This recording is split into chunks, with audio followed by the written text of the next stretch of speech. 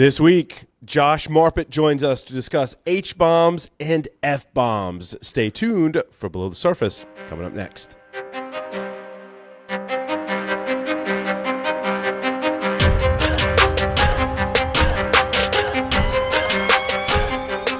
Welcome to Below the Surface. It's episode number 50. Nice round number. We're recording on Wednesday, May 7th.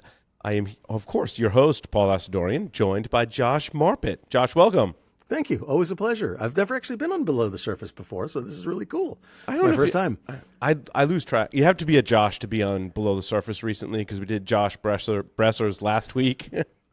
And Josh and I completed the circle, so he's been on both of my podcasts, and I've been on both of his podcasts. So nice. We're all good, man. So where are you working today? What's your I have a day job for the first time in almost 15 years. I'm the Chief Compliance Officer for Cytoris.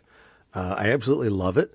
Cytoris is a platform that does communications for GRC and maturity for GRC and security. So it's an all-over platform that does a lot of stuff.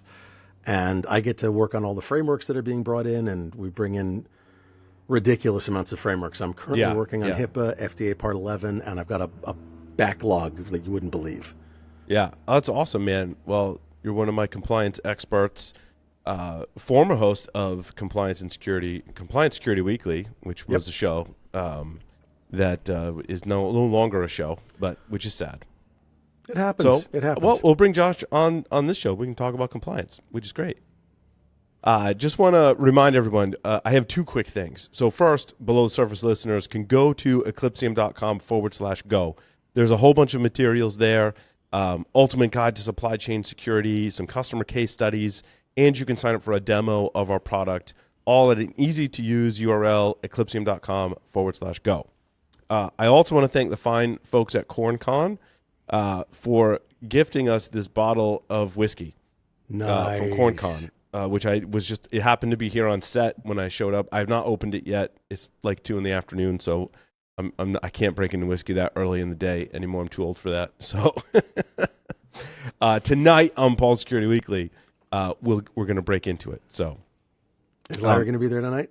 Larry will be here tonight. You will both very much enjoy that then. Yes, I'm looking forward to it. So we're talking about HBOMs and FBOMs, and it's interesting. Behind the scenes, we're having a lot of discussions about these more specific or different bills of materials than software, although there's a lot of similarities between the SBOMs, HBOMs, and FBOMs, and we'll dig into that. But I just want everyone to know that we're working behind the scenes with the goal of, at least my goal, is to get people to start publishing and sharing the bills of materials for the IT security and whatnot technology that we use. Right? That's really the goal, to know from the manufacturer what components are inside of it. Right. So let's start with I don't know if we've officially adopted these terms. I know SBOM seems to me like the most unofficially official term that we've adopted, right? SBOM is kind of official now. Yeah, your software bill of materials. Right. And then you've got in your mind, Josh, how do you differentiate and define HBOM and FBOM? Okay, so SBOM, the software bill of materials, is what's inside of your software. Can you rip it apart, autopsy it, whatever you want to call it, and tell me all the Legos? Because let's be honest, most modern software is Lego built. Okay, it's pull a library from here, pull a library from there. So I want to open up the covers and see what Legos you've got and glue code you've got in there to hold your software together. With HBOM, a hardware bill of materials, it's similar and a little more. And let me explain. With HBOM, I want to know what's in there. Where did that steel for that hook come from? Where did the aluminum for that frame come from? Whatever. I want to know exactly the same stuff. Where did every piece and part and thingamabob come from in that piece of hardware? And whether it's chips or whether it's a piece of an overhead crane, I don't care. It doesn't matter. All right. Now we're focusing more on the computer side of this, the microprocessor side of this, but it could go to anything. It doesn't matter. But the difference between the HBOM and the SBOM is that the HBOM also includes where did it come from physically. That's interesting. Yeah. So not just what's inside of it, but where did it come from? And how long What's has the it been supply there? chain? Yeah, Exactly. Like, did it sit on a dock in Hong Kong for 6 months? Did it sit in a warehouse next to the sea?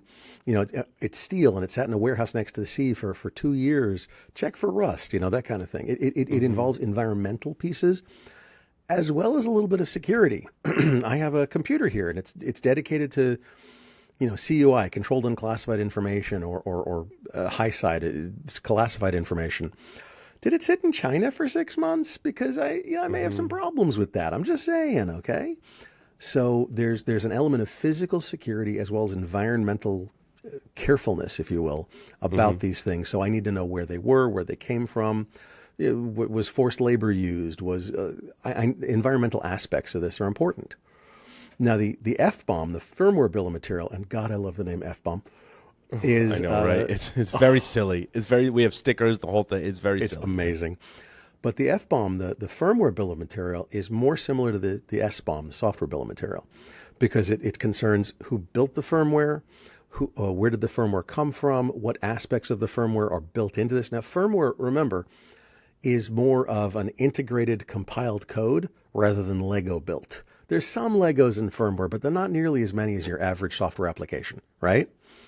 And so when you talk about firmware, you're really talking about, hey, who was the author of this firmware? Not which Legos did you get from which places, but who wrote this sucker, okay?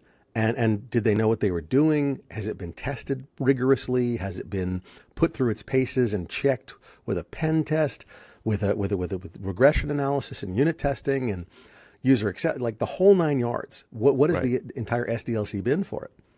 And so in that sense, it's kind of a mix of the two of them, of the hardware and the software. What's inside of it, the software bill of materials, and who built it? Because remember, I mean, how many vulnerabilities and flaws are there at the machine level of firmware and microcode and management planes and such that are either unfixable or just are there and invisible to everybody else? You can I run every scanner known to man. I don't care. You're not going to see some of this stuff. Yeah, and so the best example I have of that is not from like an attack perspective. It's not a great example, but from in the context of what we're discussing, Josh, I think it's a great example, and that is your TPM chip. That is that's a great one. I mean, I don't even have to be specific, right? I don't want to make it look like I'm pick, but name your OEM where you got your laptop from. Inside of that laptop, let's just say there's a TPM chip, and what Quark's lab discovered, this is a couple of years ago now, is that there are vulnerabilities in the firmware of that TPM chip. And when they went back to the manufacturer, I'll make some stuff up just to use as an example, right? Maybe that manufacturer was like, well, there's actually two different types of chips. Maybe one's end of life, one's not. Maybe one, we will support an update. Maybe we as the OEM won't support and update that. Or maybe we will, but we went to our upstream supplier and they were like, well, we've end of life that chip and we already put it in, 1,000,000 of your laptops. And that was years ago now. And the upstream, who made that chip and the firmware for it is like, yeah, no, like we're done. So you can run into these kind of paint yourself in a corner situations where you're like, well, I've got this laptop. Maybe it supports Windows 11. Maybe it's great laptop, but I can't update and fix the vulnerabilities in my TPM chip because either my OEM who put all the pieces together or their upstream provider can't support it, won't fix it for whatever reason, right? There's a whole host of reasons. What I want from a bill of materials is a dynamic one that gets updated that tells me those things, right? Yeah. Or tells me those things when I buy it. Maybe gives me some indicators of, by the way, this has this type of TPM chip in it, and it'll be supported for this long. Oh, that'll be awesome, right? Then we can sort by, before we buy, tell me about all the components and like what's the one that's going to end of life the soonest, because that's really could be the life of that device, right? And turn it around as well and look at your legacy stuff. I mean, my favorite story is one that a good friend of mine, Mercurial, gave me. He's awesome. And he did a lot of work with hydro and electric plants all over the place. And apparently there's a transformer on a country border where they send, where they broker electricity back and forth between countries, right? Sure. And this thing has millions, like it's huge. It's the size of like a large house. It has millions of gallons of oil in it. And inside of the oil floats a computer mainboard. that monitors the temperature of the oil, I monitors remember you telling me. I didn't telemetry even and know stuff. you could do that. I thought that was really cool when you tell the Oh story. well, I mean that it's you can cooling have oil, electronics floating inside of oil. I'm like, that's pretty so awesome. it's cooling oil, and no, they actually there are server racks that are filled with mineral oil. They think of a Yes, server yeah, rack yeah. but on its side. I was Same talking idea. to someone about that. Yep. So it's floating in the oil and it's transmitting telemetry data out. This transformer is one sealed unit that will not be updated, changed, touched, nothing until I think 2069 or something. That mainboard's running NT351. Right. Seriously. Yes. Okay. With no service packs. And they're not allowed to put them on. Now, if Yeah, you because don't what have, happens if you brick the device? Then you're in trouble. right. You're not allowed. You can't shut this thing down. It's really, really bad. Although the latest tariffs, maybe they will. But anyway, I don't know. Anyway, so the whole point here is that I need an inventory of everything that is end of life, but I can't touch it. Everything that is going to be end of life, everything that is supported up to this point, but not this way. If I don't have an inventory of, look, what is CIS version 8? The first bloody thing in it is get an asset inventory and then get a software inventory, CIS 2. Okay? If I don't have an inventory of what my stuff is, and this is what this is all about. SBOMs, HBOMs, FBOMs, CBOMs for compliance bill of materials, whatever you want to call it. I don't care. It's about understanding what you have to protect, where you have to send the money and spend the money, and what you need to do with it all. I think it really, you're reminding me of something we've been talking about that I'm sure IT teams have been talking about for some time, and that's when Windows 10 becomes end of life in October of this year. Yeah. And the requirements for Windows 11 are really interesting if you dig deeper into the details, other than, like, most people just, you need a TPM 2.0.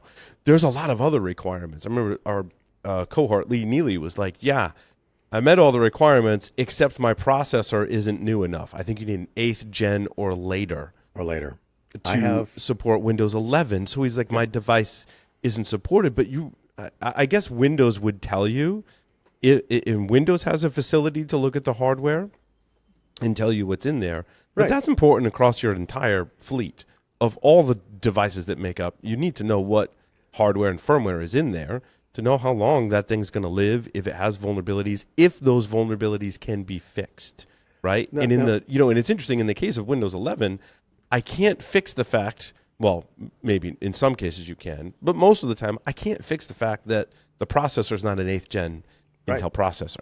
I might, if the motherboard does support an upgrade, maybe, right? But I'd want to know that too. But most enterprises are not. They're not hobbyists like us. They're not going, I'll just swap out my CPU, right? They're not going to recall in everyone's systems and go, we can update your CPU like that. They're just going to get a new system. They're not going to set up an assembly line in the IT shop. Yeah, exactly. Yeah. I don't see that happening.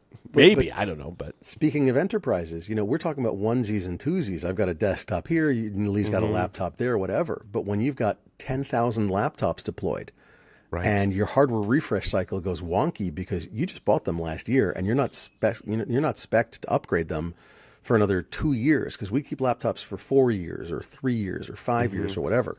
Halfway through your hardware refresh cycle, they're like, you have to replace all of these. They're not supported anymore. Right. What?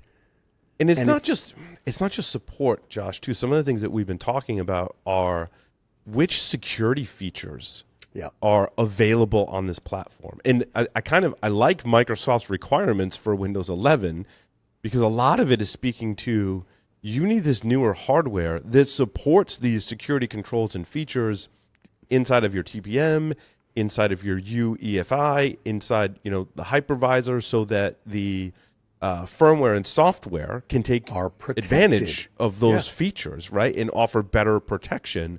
I'm like, this is kind of like Microsoft saying that pre-operating system security is important, and you need to be on the latest versions of things. Yeah, I'll be honest. I'm not bitching at. We're using Microsoft as an example, but I'm not actually bitching at them. You can actually get support until I think 2027 or 2028. You can buy support for Windows 10. From what I understand, as an individual and as an enterprise, and then there's also the IoT version of Windows, which has a longer support. Yeah, it's like 2029 or 30. Yeah, something like that. Yeah. But I'm not complaining at Microsoft. This is just a fantastic example of talking about it. But they give you very clear, like I 2 years ago, my desktop was telling me, We won't be able to upgrade you to Windows 11. Your TPM doesn't do it. Yep. Okay, that gives me plenty of time. But if I had a fleet of 10,000 laptops, I'd be like, oh, dear God, this could be awkward. And you got to be careful with that stuff. That's a lot of money. Okay. Right. So an HBOM, an SBOM, an FBOM, put them together, and what do you have is a complete blueprint for the future, for your hardware refresh cycles, for your security planning, for your security spend, for your understanding of your vulnerabilities, for your attack surface management, for lots of things. Mm-hmm. And that's why these things are important. That's why, I mean, you guys are just really weird geeks that want, like, obsess over having inventories. Well, okay, that's true. But yeah, but I mean, it's also the fact that if we don't have these things, everybody asks, well, what are table stakes in security these days? And I go, asset inventory, software inventory, information inventory, data flow diagrams, things like that. Those effective change and patch management. Those are kind of my table stakes. Well, and this gets practical if we look at like Log4j. Josh Bressers was talking about Log4j and the companies that, organizations that could easily weed it out versus ones that couldn't. Yep. And so what happens when, and these vulnerabilities exist today, there's a really bad vulnerability in some hardware component that runs firmware on your systems. You have to be able to go identify that. Same thing with like which software has Log4j. Well, which BMCs, have this particular chip and this firmware that is backdoored, right? As an example. And you've got companies like for example, HP, and I'm going to pick on a couple of companies here. And I don't know if they still do this, but it used to be back when I was actually in IT itself. I used to run help desks in IT organizations long time ago. I would spec HP laptops because I knew that HP bought. They're like, okay, we're going to make 1 million of this version of the laptop, the one I was going to be buying for my people, right? Right. They bought 1 million network cards. They literally stockpiled the hardware. Yes. So that the last laptop that rolled off the assembly line had exactly the same hardware as the first one. Yep. And for me, for my sanity, for driver updates, for keeping track of which ones were going to be out of support or vulnerable or whatever, it was incredible for my sanity. Dell, I'm picking on Dell, but this is actually a more economical way to do it, which is why their prices tend to be cheaper. I think Dell does have programs. Most now OEMs have programs that you're speaking of, enterprise. Right? You can go, wait, if I'm going to buy this one, I need to know that it's going to be consistent in all these components. And I think most OEMs will do that for enterprises now. But you had to pay a lot extra for Dell to do that. So the standard Dell laptops, the low-end enterprise laptops, even the mid-grade ones, if they ran out of network cards, they went and bought, okay, we need a PCIe network card. Yeah, there were 7 different network cards. Slightly different model. Maybe it's the same driver, but it's just a different model. Sure, that happens. That happens. And so what you've got is, if you don't have these inventories, if you don't have these understandings of all these things, you're screwed. But it's just the IT people. They'll live. No, it's not just the IT people. If you've got different management planes for, your 1,000 boxes, your servers that are in your data room or data center or whatever, do you know how many different vulnerabilities are in management planes, for Christ's sake? It's ridiculous. Oh, yeah. Yeah, for sure. I want to get into the frameworks and standards. Sure. Did AI hallucinate? So I asked AI to generate a guide for us, and Josh and I were like, well, that's good, but also that may not be true. Does CISA have an HBOM framework? I think it hallucinated that. No, there is a CISA HBOM framework, but okay. it's and CISA has done some amazing work on this kind of stuff. SBOM frameworks were built out to really a very strong foundational aspect. But you got to understand that CISA is not supposed to make standards per se. Yeah, they can't force manufacturers to produce these bills of materials. Right. It's so optional. they can make preliminary things that they encourage other organizations to make full standards out of, and they make sure that everybody works together. They popularize these standards. They did, like for SBOMs, they did plug fests, which were, hey, bring your application. We'll have some companies build an SBOM. We'll have other companies consume the SBOM. It was really cool. They sponsored a lot of these events, sort of like a SBOM hackathons, if you think about it. And they tried to do the same for HBOMs, but I think it petered out a little bit because that came around just as a lot of the government cuts started happening from various places. So it's really sort of up in the air, and I'm behind the scenes. I'm helping to work out that scenario to that we have an effective HBOM standard. Because look, I need to know if my computer main boards were sitting on a dock in Hong Kong Right. for 3 months. Is that tied into CMMC? Is it a requirement now when the government procures hardware, for example, that it has an HBOM? Therefore, we need an HBOM standard, and then we need another standard or compliance standard, right, to say it has to have this other, HBOM standard. But we're not there yet, right? We need a standard for the HBOMs. Then we need a mandate that it must be used. Right, right. And so the idea here is that if we can build a standard, and not necessarily CMMC, because right now adding more government regulations is tough. They're just finishing 32 and 48 CFR for CMMC. I'm one of the original authors of the original version of CMMC, and I live in that world right now, so it's very strange. But adding more regulations, more mandates to that is problematic. But if you can get any of the DIB, the defense industrial base, to say, hey, we need to know where this hardware has been so that we can put it into the CIA, we can put it into the USDA, or put it into whatever government agency. Otherwise, we don't know if we can trust it. Then that's a fantastic mandate from the commercial side. Similar to what Google and Apple are doing with the certificate lifespans. They're like, oh, look, you can do whatever you want. The law doesn't say you have to have 47-day certificate lifespans. We're just saying that if it isn't a 47-day certificate lifespan, it won't work on an Android phone or an iPhone or an iPad. That's not going to be a problem, right? So sometimes commercial mandates really work well. Yeah, I think it should be for appliances as well. Oh, please, dear God, that would be okay. So right? Underwriters I want to know, especially if I'm the U.S. government, I want to know what's inside that appliance.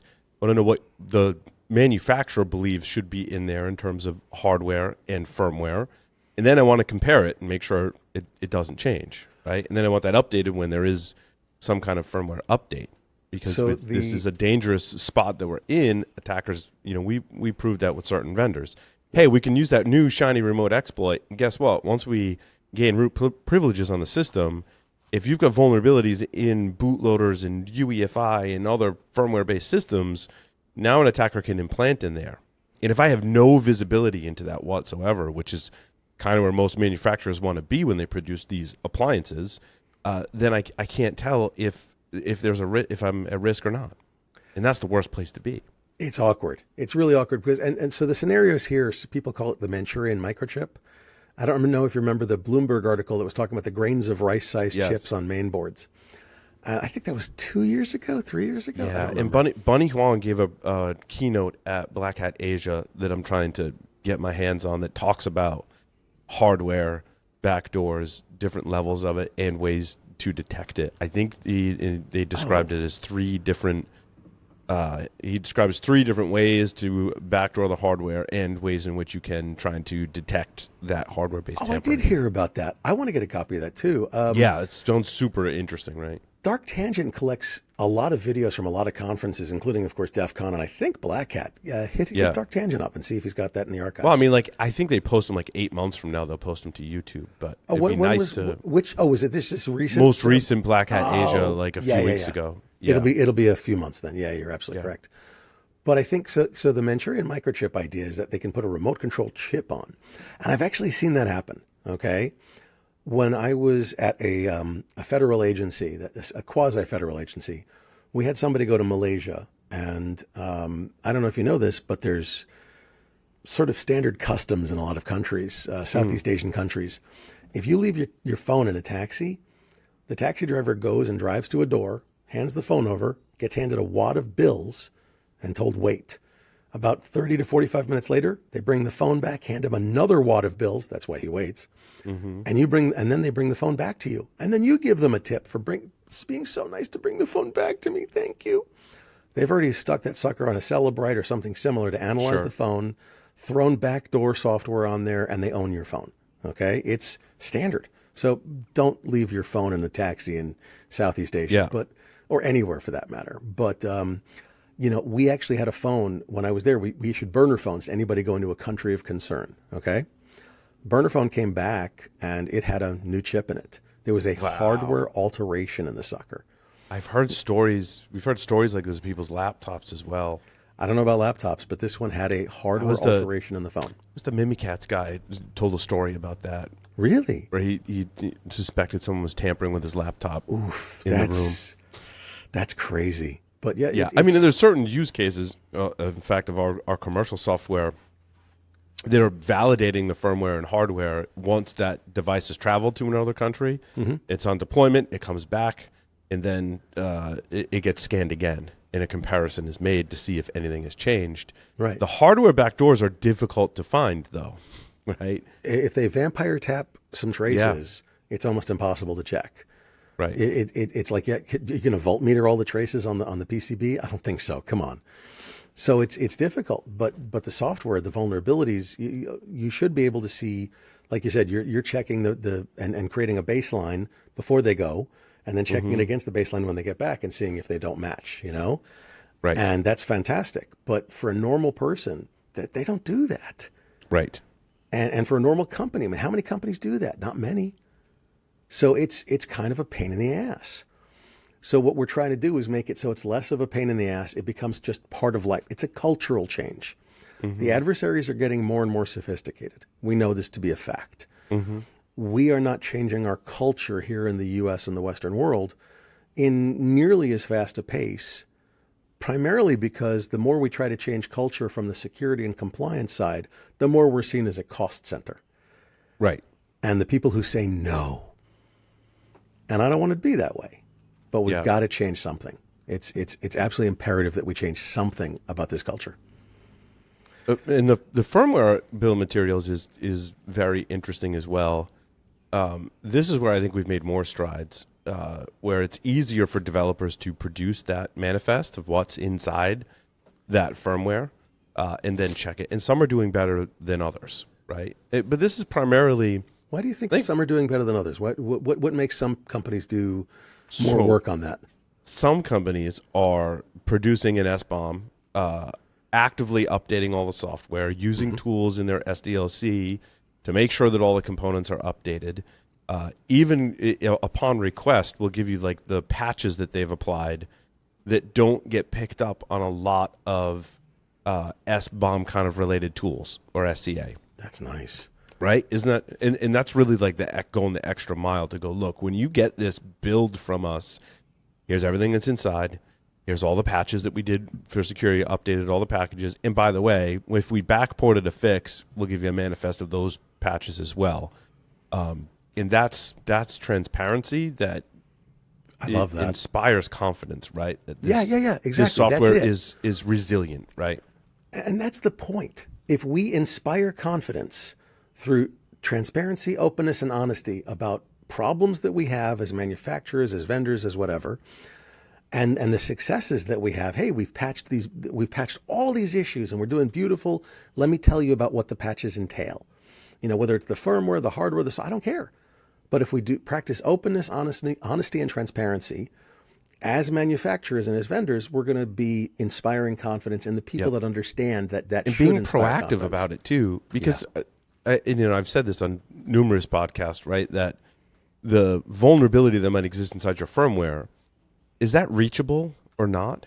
I mean, it depends. I mean, it could just be a vulnerability in a binary that's just sitting on the system, right? And someone needs to be on the system in order to exploit it. But likely, if they're already on the system, you've got worse problems. Their root level user anyway, so that local vulnerability doesn't help them any further. But the great manufacturers that are producing these things are patching those too, right? And just being proactive about it, which I think is great. It's the Swiss cheese approach. It's like, there's a hole there, but it doesn't go all the way through the wedge of Swiss cheese, so I don't care about it. Right. But you know what? Hey, let's just patch it just in case. Okay, cool. We got time. Let's do it right. But those are the manufacturers, those are the vendors that are actively have a positive security culture, a positive compliance culture, a positive SDLC culture. Again, it's a cultural change.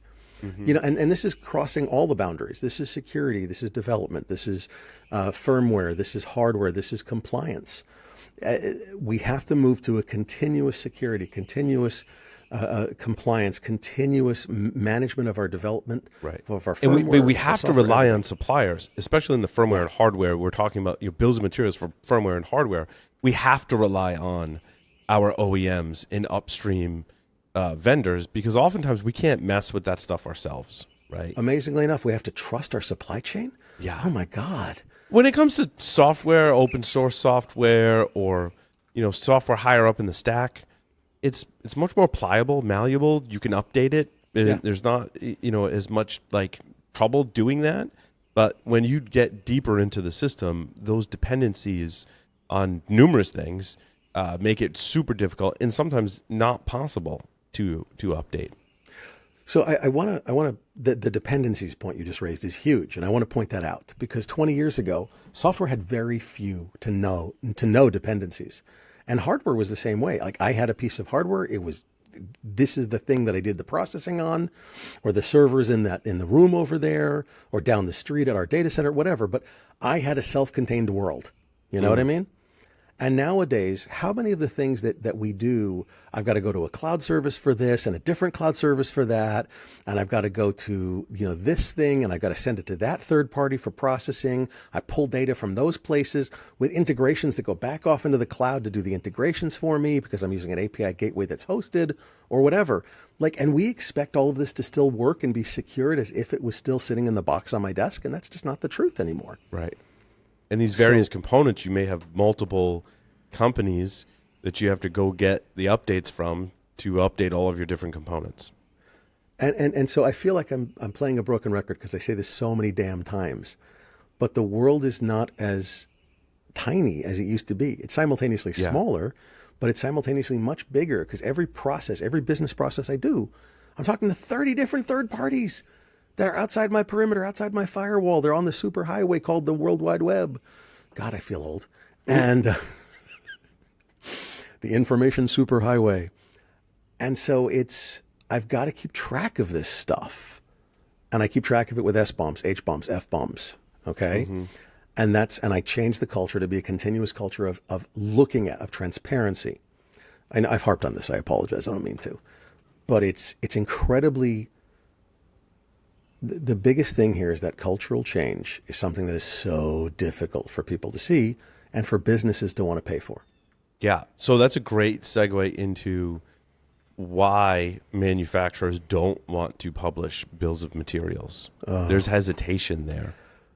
There's some legitimate hesitation. A software bill of material is, hey, would you like to hack me? Here's how you can do it. Mm-hmm. Okay.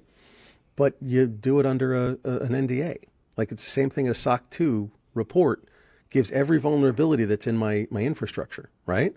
So that's why a SOC 2 report is only given out under NDA. Same idea. Okay, you're going to give it out under NDA. Is there any difference? I don't see any. Mm. So, there's licensing concerns too. Well, that's what SBOMs are designed. Like literally, SBOMs started off with licensing. So if you're doing something I guess wrong, they have to be willing to do the due diligence first, and then work towards publishing the bills of materials. And I think they don't want to do that initial because it's a resource, it's a cost, right? It's a cost. Now I have to build it into my SDLC. I have got to generate it. I've got to QA it, check it, all that stuff. But here's the thing: I talked to JC Hers, who she was the CEO of IonChannel.io, and Exeger bought her company. And Ion Channel has a product. Now Exeger has the product, but the product is basically, you tell us who your software suppliers are. We will keep track of all of their SBOMs. We'll get all their SBOMs from them under NDA through you. We'll chain the NDA. Yeah, I gotcha. Yep. We'll get the SBOMs. We'll keep track of them, and we'll look through them and go, this one's outdated by 3 versions. This library is outdated. This library has 15 vulnerabilities.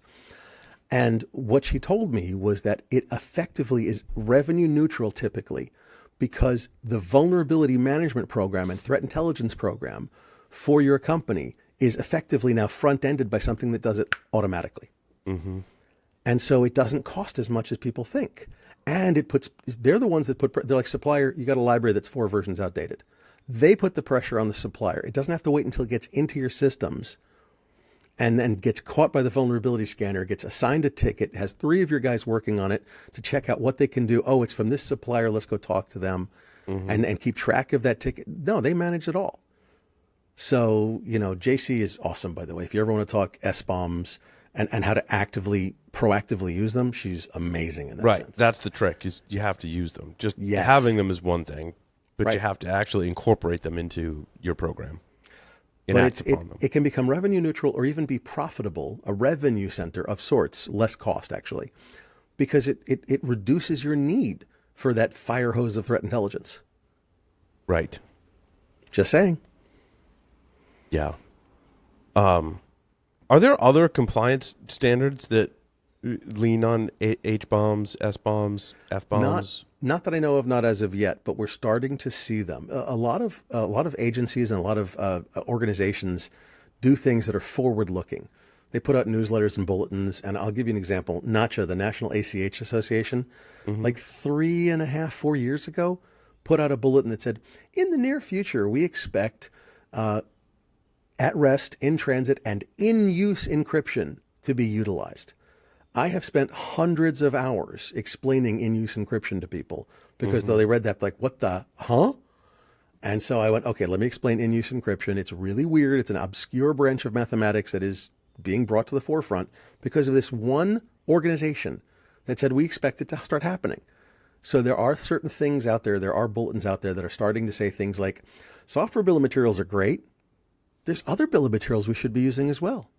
So the more forward-looking companies are starting to see this and starting to say, hey, we should probably talk about this, at least figure out what the hell they are, Yeah. But there's nothing that's regulated that I know of as of yet, except for medical devices. Medical devices have FDA Part 11 and various other ones, 62443 for software, things like that. There are some niche or specific verticals that, while not calling out HBOM, hardware bill of materials, they do call out, you better be able to trace back where your stuff came from, which is equivalent to an HBOM and an FBOM, right? Well, and it's interesting, is there such a thing as an encryption or cryptographic bill of materials? Please don't. We're slightly off topic, but I'll give you a couple of use cases, right? One, I'll relate this to firmware, right? Because that's largely what we work on. Inside of that firmware, is it using quantum safe algorithms to do whatever it's doing, right? There's lots of different firmware that you need to do some type of cryptographic operations, right? Maybe the web interface is HTTPS or whatever. Or I have to use encryption. I have to use cryptographic technology to provide secure boot, right, inside of my embedded system or IoT device. And the first question is it quantum safe? Right. Second question, are you using air quotes safe encryption standards? In other words, how you're storing passwords on the system, is that using a safe hashing algorithm inside of it? And I've seen vulnerabilities come out recently that are being patched, that have been observed, reported, and patched, of going, look, you're using an insecure method to store user passwords. You're using an insecure whatever the encryption algorithm is to do firmware updates or to apply to secure boot, right? So I think this was probably part of the other bills of materials and not one on its own, but I think it's really important. It's another aspect of what we're talking about. And it's fascinating because, and this is sort of your world over at Eclipsium, is in the firmware is its own self-contained little computer, right? Because the firmware has to decrypt the hard drive, which means it can't call the decryption library that's on the hard drive because it's still encrypted. Right. Okay. So it has to decrypt the hard drive. It has to boot up all the pieces, it's in the hardware abstraction layer. It has to. So an interesting point on that is the bootloader has to understand file systems. Yes. And recent rounds of vulnerabilities traced back to a number of different modules inside of the code, inside of Grub, for example, that have vulnerabilities in the way that they're trying to understand and implement file systems in the bootloader. Because the bootloader has to read stuff from various different file systems. And if you look over the 40-something vulnerabilities Microsoft found in Grub this year, a lot of them are file system based. That's fascinating. I didn't know that. Oh my goodness. And so it has to have everything. And it's almost like I need to start up this computer, the firmware computer, the mini firmware computer, right? And the boot system. And I need to start it up, and it has to be so self-contained that it can decrypt itself, then decrypt the disk drives, then do this. And how are you storing the passwords, the decryption key for that? Like, it's crazy how difficult that is. Yeah. And yet we just leave them running for 10 years and never update them because, oh my God, updating the BIOS is so much of a pain in the ass, right? And let's hope no one ever loses a key, private key. Oh God. Which that's happened. Started. Well, Kali Linux just, we covered the story later tonight, but they lost one of their keys, not because they got hacked, but just because they misplaced it. And I empathize with that because I lose stuff all the time. I have at least 4 public key SIGs that I can't revoke because I can't find my private key passphrases. Happens. So it's key management is, it's an interesting issue, but the algorithms that you're using, the encryption technology that's inside of your devices needs to be part of a bill of materials. Yep. So that we can identify it and identify the risk and hopefully update it. In a lot of cases, though, in smaller embedded systems and firmware, it can be difficult to update and sometimes impossible. But your point is a really good one. For firmware, for hardware, for software, for encryption, for all of these things, for your compliance, we need to be able to generate some way that we can validate and verify and have transparency, visibility into how vulnerable we are. Right. And then we need to be able to update them on a continual basis so that as time goes on, we know what our risks are. We operate so many times on, well, my risk last December when I had my last pen test was this. Yeah, that doesn't matter. What is it now? Right. Awesome. What else on HBOMs, FBOMs, Josh? Do you encounter? There's so much. different questions. I know you do a lot of advising on companies too. Yeah, I mean, I'm starting to get more questions on HBOMs. I'm getting a few more questions on firmware. It's still not a popular topic. People don't want to think about it. No, but because firmware and hardware is something that most people don't want. It's not in your face, right? The example I give is your operating system and your web browser are, forgive the description, right? But they're very vocal about saying, "Hey, there's an update. You need to update to the latest version." I got to go find if my BIOS has an update. Yeah. I got to go find. I got to search. We get before the operating system or on these smaller devices that don't have a great firmware update mechanism, that it's out of sight of the user, right? Right. Devices don't have a monitor, mouse, and keyboard. Even the firmware in your PC servers and laptops is not something I interface with every day, right? Every day I log into my operating system. Every day I open up a web browser. And that's where I see the system. But those components that lie underneath aren't in your face. They're not often not telling you that there's an update. There are some facilities and software that helps you with that. Some from your OEM, some open source like FWUpd tells you about all of the hardware components that it can try and update for you, right, on Linux systems. So right. But the problem is that you've got it's invisible. It's a pain in the ass to do, and nobody wants to think about it because, my God, I've got other things I've got to do. I've got a list as long as my arm. And downtime could be bad if the firmware update goes wrong. We've never experienced downtime in our IT and security careers from updating software or firmware. I have literally taken down an entire casino doing an update. Yeah. And was held by armed gunmen in the casino for about 48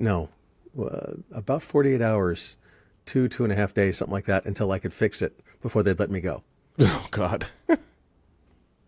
Just the way it was. I was just telling you before the show, I updated my firewall, needed a firmware update, and the internet was down while I was doing it, right? And I think this is the challenge that folks have, keeping their systems, up to date with respects to firmware, firewall, VPN appliances. We've talked about that on previous shows, just how difficult those things are. So it is,